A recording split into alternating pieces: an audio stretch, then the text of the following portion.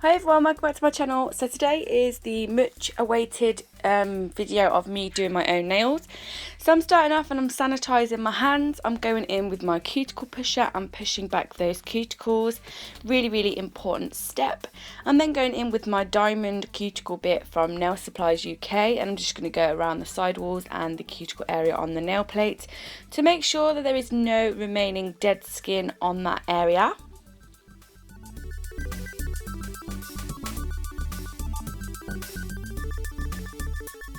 And then going in with this cuticle stone for on the skin, and this just really smooths out any little raggedy bits of skin that you may have on your actual finger. You have this on quite a high speed and it just takes away any little bit of like ragged skin, just makes the finish look a lot more flawless.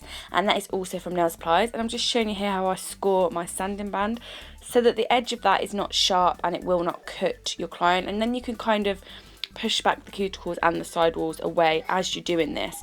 Because it's so fine and so gentle, you will not hurt your client. The only way you will damage the nails is if you don't know what you're doing. So I absolutely recommend that you are trained and you have all the knowledge you need before you go ahead and try and use any sort of drill bit on the natural nail plate. And I'm going to go and take my hand file and shape the free edge, making sure I'm taking the corners off the natural nail because I am going for a coffin / ballerina nail, and this just makes the form sit really nice and snugly into that area so you can have a nice C curve and a natural straight finish. I'm going to take my alcohol and spray and clean the nails really thoroughly because you don't want any dust or dirt or debris left on there before you apply any enhancements. And I'm then going to take prep spray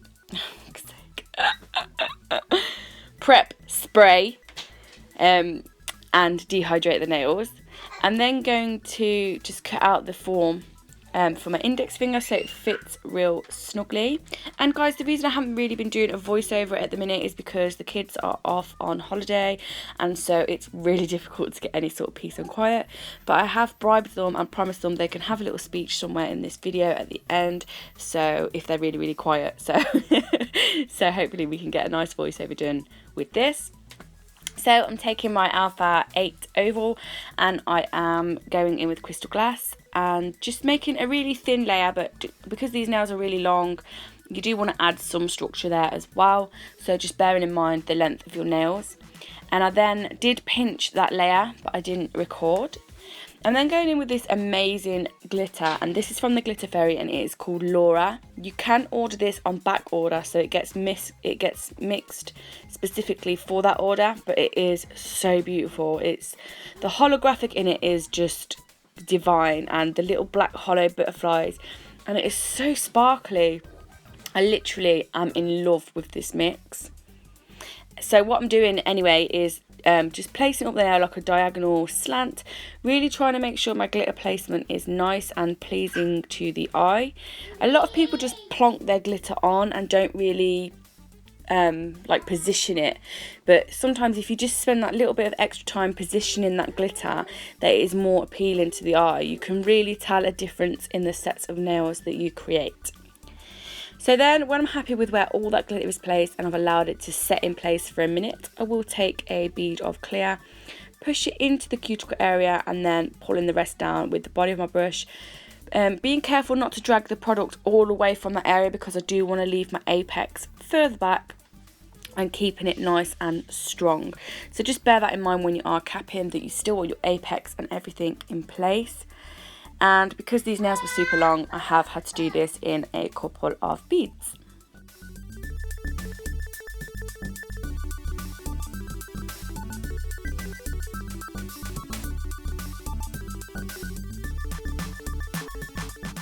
So moving on to the middle finger, I'm just taking a bead of Amor and placing it at the cuticle area and working it down. Again, not dragging all that product away from where I want my apex to be, and just being careful to drag it from the front of the bead, and there's Poppy, from the back of the bead.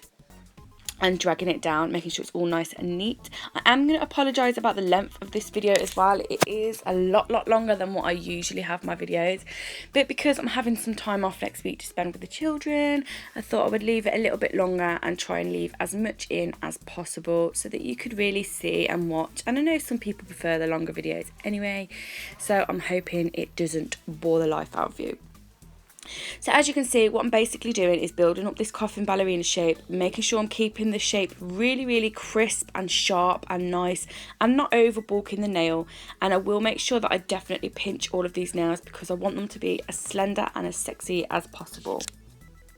So when the acrylic is starting to dry, I will then pinch my form even more to give a real nice C-curve. The C-curve is really important, especially when you're having long nails, because the C-curve is what gives the nail strength. Because it is curved, it's a lot harder to snap. So always bear that in mind. In any set of nails that you do, a C-curve adds strength and really pulls the nail in to make it beautiful and slender.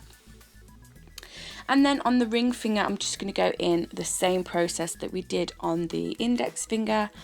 There's not really much difference, so if you want to skip, then you can skip if you want to. But there's not really much else I can add right now, except that I will make sure that I'm measuring each fingernail so they are all the same length. Making sure that I'm patting my glitter flat down to the nail so that when I cap, none is sticking up and I'm not going to file into it. And yeah, making sure I cap it really well and none of the glitter is sparkly.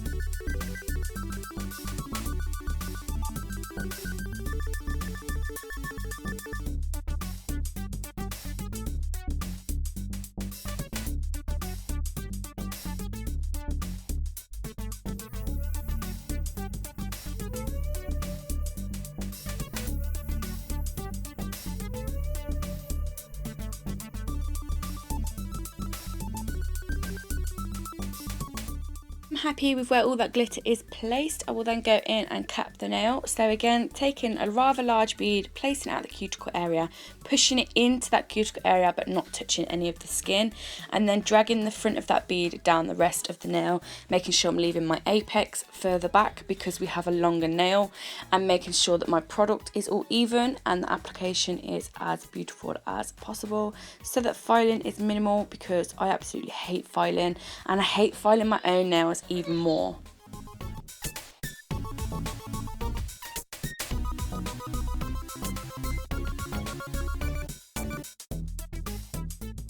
So the pinky finger is going to be the same as the middle finger was, and so I'm just placing my bead at the cuticle area and doing the same process that we did on the middle finger. This again is just a plain pink amor nail, and then we're going to move on to the thumb, which is a beautiful smile line.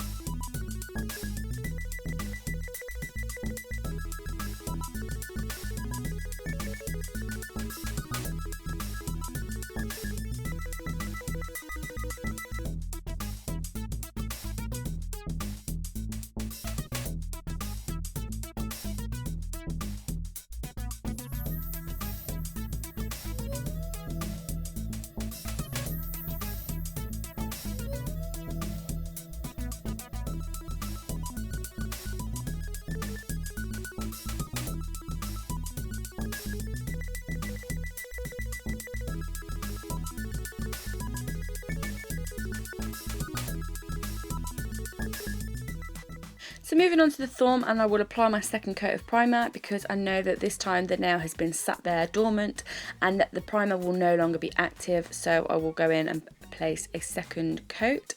I'm then going to build up the free edge with crystal glass, and as you can see that I've actually customised the form.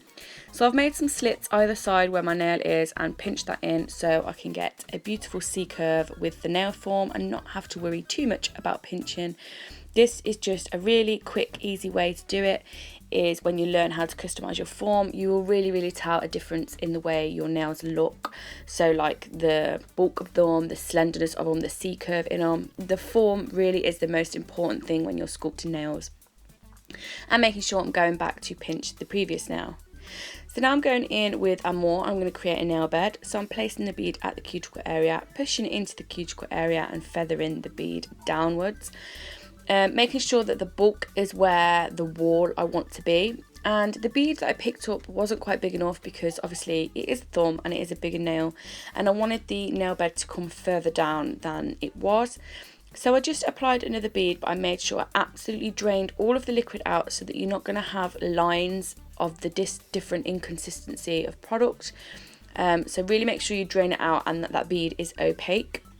And blend it into the other product really well that you've already applied, and that will just minimize any sort of lines or anything like that because you want it to be completely block and beautiful.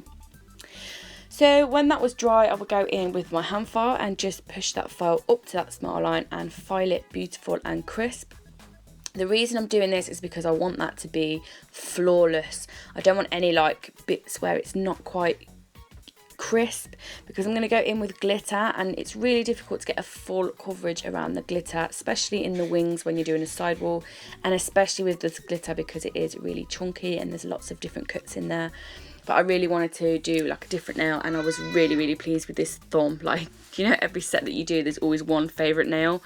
On this set it was my thumb that I love and still do love. So I'm just picking up the glitter with a small wet bead of clear, but not too much because I don't want to bulk, and then I will just go back into my raw glitter with the wet brush and then pat it into the acrylic that is already applied. Again, really trying to make sure the glitter application is pleasing to the eye, and I forgot to record me capping, but I just basically encapsulated the free edge and not the nail bed. Then I went ahead and filed, shaped and buffed all the nails, and I'm just going in with CJP Tack Free Top Coat on the middle finger and the pinky finger because we're going to go in with some Tones Chrome on that.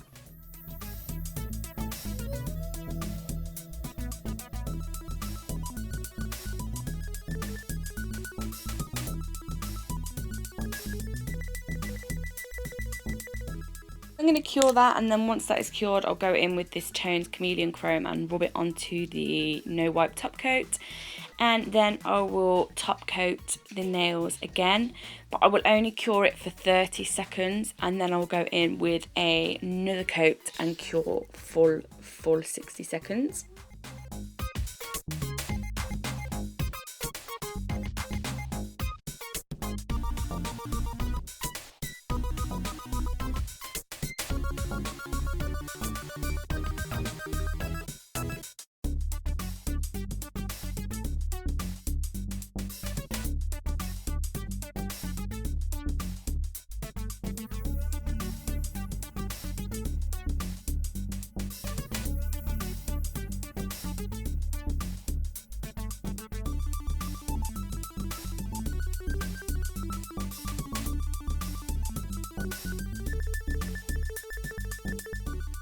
So I left this nail at real-time speed so you could get the full beauty of when I apply that top coat onto this nail. It was literally my favourite nail. And then really that is the finished video. I will top coat all the nails and cure and then go in with my cuticle oil. I really hope you've enjoyed this video. I know a lot of people were anticipating for me to load it, but because I had other things scheduled, it did have to go on a back burner. But yes, that is the end of the video, and my kids just want to say a little something to you now. Don't forget to like and subscribe. We love you all. Bye. I want to say see ya.